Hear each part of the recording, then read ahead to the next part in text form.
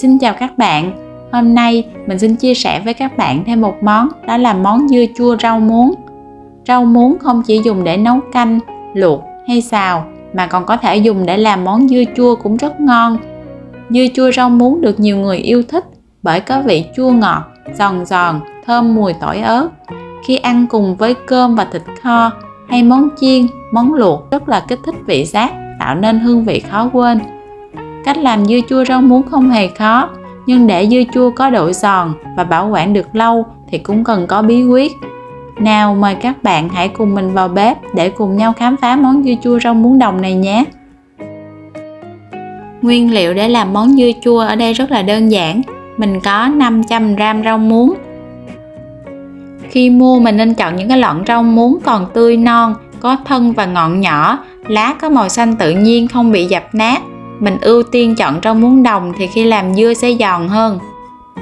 250g đường cát trắng, các bạn có thể thay thế bằng đường phèn. 600ml giấm nuôi, tùy vào giấm chua ít hay chua nhiều mà mình sẽ tăng hoặc giảm cái lượng giấm. Một ít tỏi và ớt, mình dùng cả ớt cay và ớt không cay. Rau muống đồng để làm dưa chua thì có rất nhiều mũ, nên mình chuẩn bị một thau nước, cho vào nửa muỗng canh muối, 2 muỗng canh giấm. Muối và giấm sẽ giúp cho rau muống tiết ra hết mũ. Cọng rau muống này mình chỉ lấy phần non ở phía trên để cho dưa chua được giòn ngon, không có bị dai. Mình cũng bỏ luôn đi phần lá. Và đặc biệt rau muống đồng là mình phải cắt bỏ đi cái phần đọt. Sau đó mình sẽ cắt thành cái khúc vừa ăn cỡ khoảng 4 đến 5cm và bỏ đi phần gốc ở phía dưới. Khi lặt rau muống mình thường dùng kéo cắt để cho móng tay của mình nó đỡ bị dính mũ. Nếu mình dùng tay mình lặt trực tiếp, cái móng tay mình nó bị đen thui à. Đây là phần rau muống sau khi mình đã lặt xong rồi. Cái nước rau muống lúc này nó đen nè, là mũ của rau muống nó tiết ra các bạn. Mình để đây mình ngâm khoảng 15 phút nha. Sau khi ngâm được khoảng 15 đến 20 phút, mũ rau muống đã tiết ra hết rồi. Mình sẽ bỏ cái phần nước này và rửa lại qua với nước lạnh khoảng 2-3 lần cho rau muống được sạch. Rồi mình cho ra một cái rổ để cho rau muống được ráo nước. Tiếp đến mình bắt lên bếp một nồi nước để trụng rau muống. Thấy nước sôi lăn tăn, mình cho vào nồi một muỗng canh giấm. Giấm sẽ giúp cho rau muống của mình được trắng hơn, không có bị thâm đen. Khi nước đã sôi bừng lên, mình mới cho rau muống vào để trụng. Mỗi lần mình chỉ cho một nắm nhỏ vào. Dùng đũa đảo qua đảo lại, rồi mình sẽ vớt ra ngay chứ không có trụng lâu.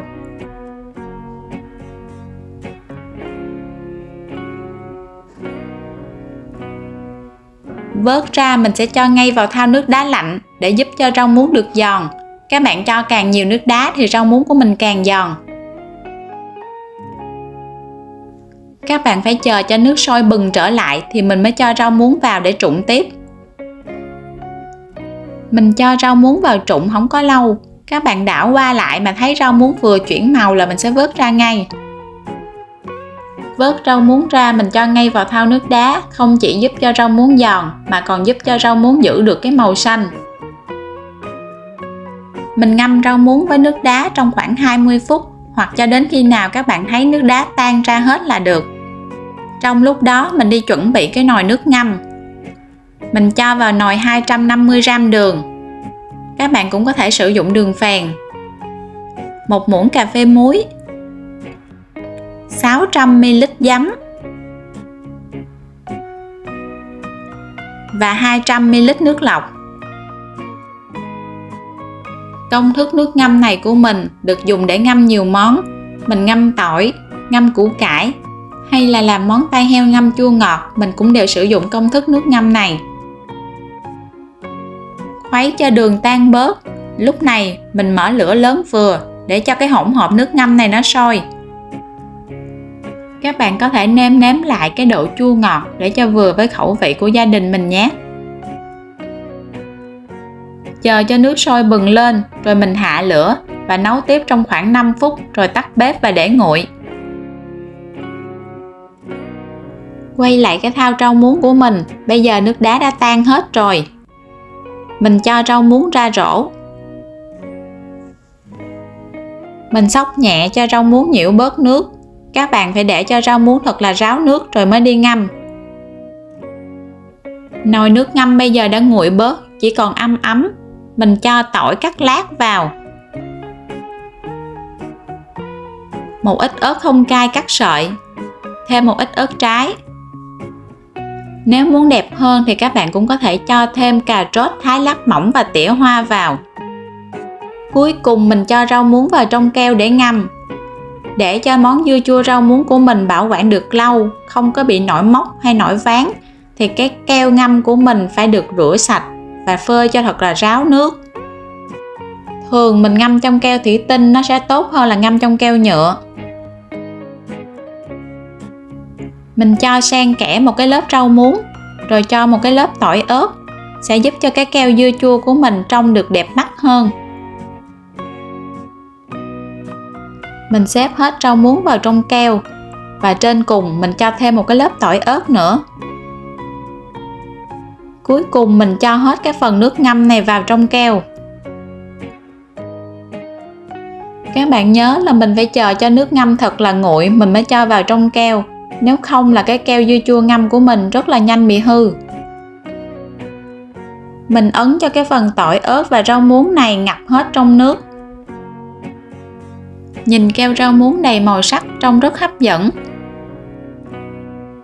Mình dùng một cái chén để lên trên, nén cho rau muống không bị nổi lên trong lúc ngâm. Mình đậy kín nắp keo lại để ở nơi thoáng mát khoảng 1 đến 2 ngày là đã có một cái keo dưa chua rau muống ngâm rồi đó. Lúc mới ngâm thì rau muống còn cái màu xanh tươi, nhưng khoảng từ 1 đến 2 ngày rau muống đã chuyển sang cái màu vàng ươm, trông rất là đẹp mắt. Để bảo quản dưa chua rau muống được lâu hơn thì mình cho vào ngăn mát của tủ lạnh, mình bảo quản được khoảng 1 đến 2 tháng. Dưa chua rau muống khi ăn các bạn sẽ cảm nhận được độ giòn sần sật, có vị chua ngọt, thơm lừng mùi tỏi ớt, sẽ vô cùng thơm ngon khi ăn cùng với cơm nóng và thịt kho hoặc là các món chiên luộc, giúp cho món ăn thêm đỡ ngán. Cách làm dưa chua rau muống có độ giòn và bảo quản được lâu không hề khó. Các bạn hãy thử vào bếp để làm cho người thân và gia đình mình cùng thưởng thức và để lại dưới bình luận để chia sẻ cùng mình nhé. Cảm ơn các bạn đã theo dõi. Các bạn ấn đăng ký kênh để ủng hộ mình nhé. Goodbye!